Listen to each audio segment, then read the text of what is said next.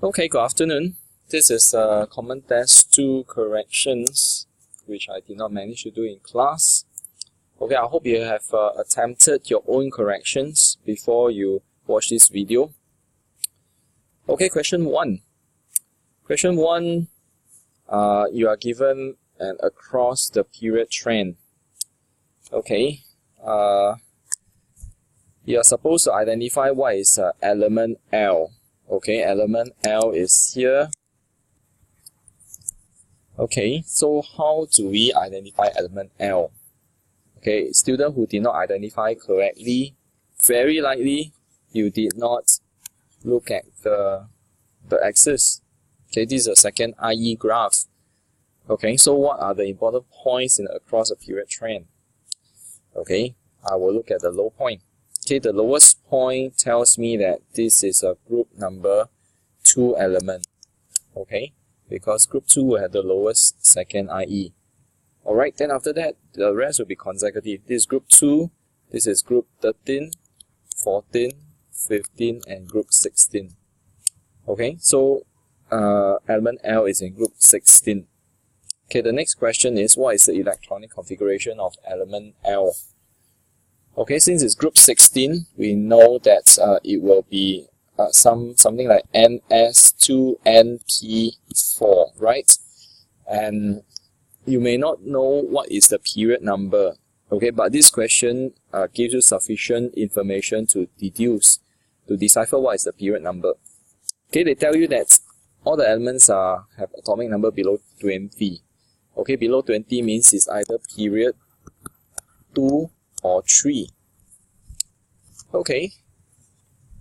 Alright, if element L is in period 2, okay, if it's in period 2, that means this will be a period 1, which is problematic, right? Because period 1 got how many elements? 2 elements. So, my D, E, F, G are not possible to be period 1 element. Therefore, over here it should be period 3. And hence my quantum shell number should be 3, 3s2 and 3p4. Alright, and that's not all. This is just a valence. So I'm supposed to write the full electronic configuration. Okay, they never say full, but you're supposed to write, okay, everything. So I can start from 1s2 and so on. Or I can use a short form, neon, 3s2, 3p4. Okay, part B. Explain why the second IE of J is lower than K. Okay, we look at J and K. J is here, K is here. Alright, what kind of trend is that? Is it a general trend? Yes, it's general trend because across the period trend, IE increases. Okay, so I bring in the general trend explanation. Okay, nuclear charge increases, but shielding effect is relatively constant, therefore effective nuclear charge increases.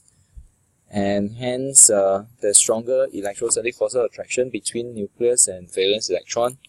More energy is required to remove the valence electron, therefore, the second IE of K is higher than that of J.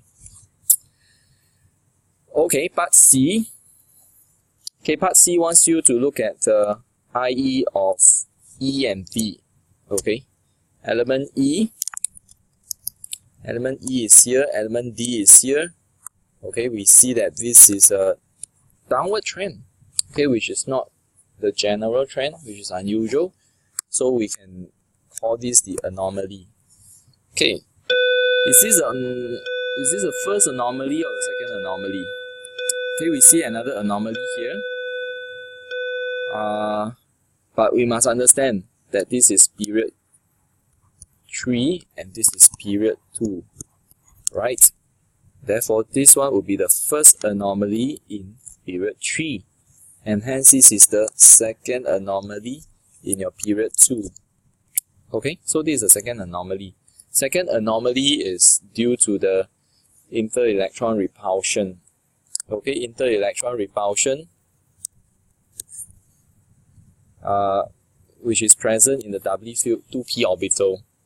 Okay, therefore, less energy is required to remove the second electron from from E, right? Okay, the next one. Okay, this is the IE trend. Okay, what IE trend is this? Okay, the question already spelled it out. It's a successive IE. That means there's only one element. Okay, the most important thing in a successive IE trend is to look at the big jump.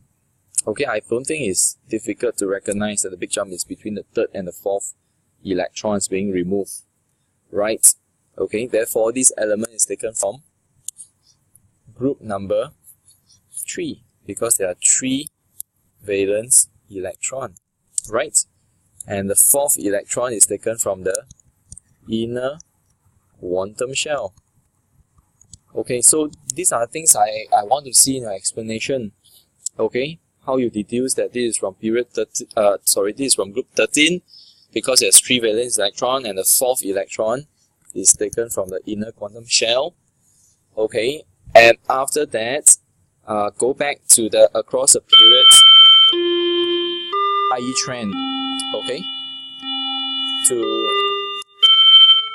deduce that element I is the element that is shown in part D. Okay, element I, because element I is group 13. Okay, so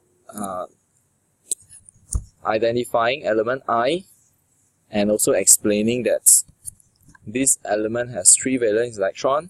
The fourth electron comes from the inner quantum shell. Okay, that will give you the full 2 marks. Alright, the next part. Okay, draw the energy level diagram for Mn2+. Okay, Mn2+. Okay, the first thing I will do is that I will write down the electronic configuration. Okay, Mn2+, I'll start off with 1s2, 2s2, 2p, 6, 3s2, 3p6. Okay, for a cation, I'll write the full electronic configuration first. Okay, I feel 4s, 4s2, 3d, 5, right? Manganese has 23, manganese has 25 valence electrons. Okay, sorry, not valence, 25 electrons. Okay, and since it's 2+, that means I got to remove 2 electrons. Okay, where do I remove them? Okay, I remove them from the 4s, right?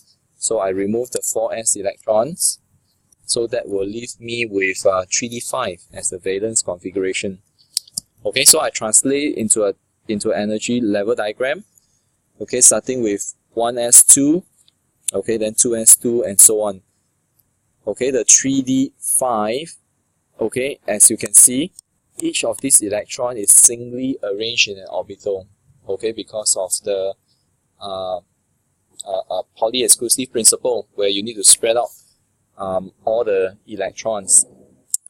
Okay, common mistakes. Common mistakes would be student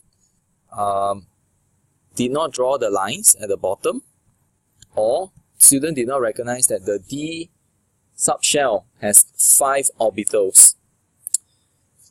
Okay, some student would write this as 3d5, 3p6. Okay, all these are not supposed to be there. Okay, in drawing of energy level diagram, we do not write down the number of electrons, okay, on the orbital. Okay, the number of electrons are supposed to be drawn in. Okay, another common mistake is that there are students with the 4s orbitals. Okay, if you leave it empty, I think it's still fine. But if you have drawn in the 4s, okay, that means you did not recognize this. That for a cation, we fill it to as if it's a neutral, then we remove the electrons, okay, to make it a cation. Okay, so this is wrong. Alright, so these are the common mistakes. Okay, this question is quite simple.